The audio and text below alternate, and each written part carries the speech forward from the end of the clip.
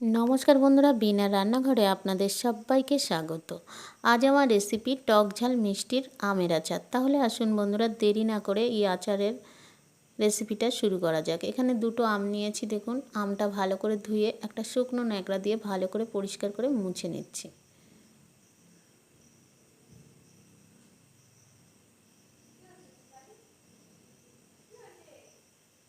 দেখুন, মোছাটা হয়ে গেছে। এবার আমের জন্য আমি চিনি নিয়েছি এই যে বাটিতে। এখানে কিন্তু আমি পুরো বাটিতে এক বাটি চিনি নেইনি, একটু কম আছে। আপনারা যদি মিষ্টি বেশি খান তাহলে পুরো বাটিটা পূর্ণ করে নেবেন, আর আম বুঝে কিন্তু মিষ্টিটা লাগবে।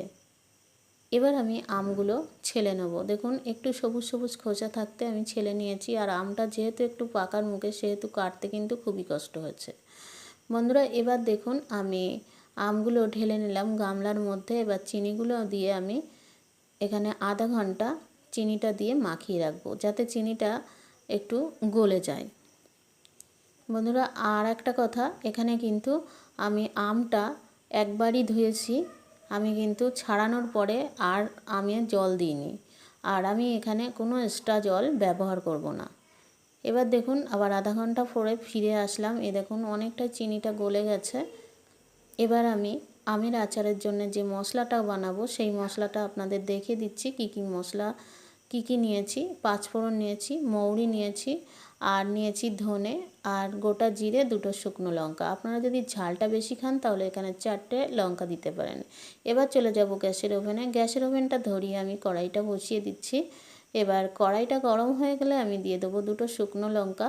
দুটো শুকনো লঙ্কা একটু লঙ্কা ভাজতে একটু দেরি হয়, সেই জন্য আগে দিয়ে দিলাম। তারপরে দিয়ে দিলাম ধনে।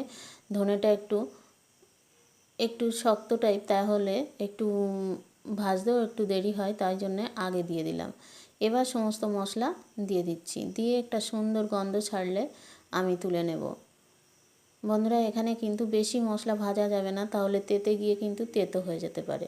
এবার মশলাটা ঠান্ডা হয়ে গেলে আমি শিলনোড়ায় পেস্ট করে নেব বন্ধুরা। এবার আমি কড়াইতে আমগুলো দিয়ে দিচ্ছি।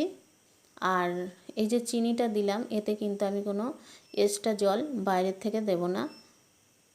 এই চিনি গলেই যে জল হবে, সেই জলেই এই আমটা হয়ে যাবে বন্ধুরা। এখানে কিন্তু এই চিনিটা দিয়ে যতক্ষণ গলে যাবে ততক্ষণ, এটা কিন্তু যদি ওভারনাইট রেখে দিতে পারেন চিনিটা গলিয়ে, তাহলে কিন্তু আমের আচার দারুণ হয়। আমার হাতের সময় ছিল না বলে আমি কিন্তু রাখতে পারিনি। এখানে চিনিটা গলে যাওয়া পর্যন্ত অপেক্ষা করছি। দেখুন বন্ধুরা, চিনিটা গলতে শুরু করেছে। এই দেখুন, এখানে আর জল কিন্তু দিইনি, কোনো জলই দিইনি, এই জলেই হয়ে যাবে। আর রসটা দেখুন কি করে আস্তে আস্তে টেনে যাবে। আর এইভাবে যদি গলার পরে যদি আপনারা ওভারনাইট ঢেকে রাখতে পারেন, তাহলে কিন্তু রস একদম শুষে নেবে এই আম। এবার আমি এখানে 15 মিনিট ঢাকা দিয়ে রাখবো। 15 মিনিট ঢাকা দেওয়ার পরে বন্ধুরা আমি ফিরে আসছি। দেখুন আমটা কতটা রসটা টেনেছে, কিছুটা রস টেনে নিয়েছে, দেখলেই বোঝা যাচ্ছে। দেখুন বন্ধুরা, আবার পরে মনে হবে কি যে আম রস টানেনি। দেখুন এখানেই বোঝা যাচ্ছে কতটা রস টেনে নিয়েছে। এবার আমি সামান্য হলুদ দিয়ে দিলাম। হলুদটা অপশনাল, আপনারা না চাইলে এটা বাদ দিতে পারেন। আর সামান্য লবণ আমি দিয়ে দেব।